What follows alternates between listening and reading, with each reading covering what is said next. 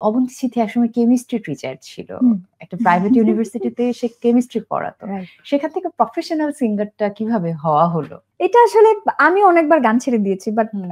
গান কেন যেন আমার পিছু আর ছাড়েনি। যেটা হয়েছে যে অ্যাজ ইউজুয়াল একাডেমিক পড়াশোনা শেষ করেছি।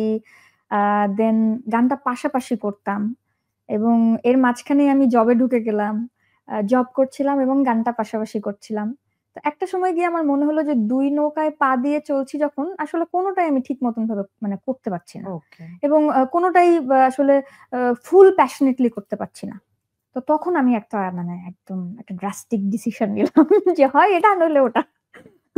আর আর যেটা হলো যে শেখার ইচ্ছাটা আমার বরাবরই সবসময় থাকে এবং আছে।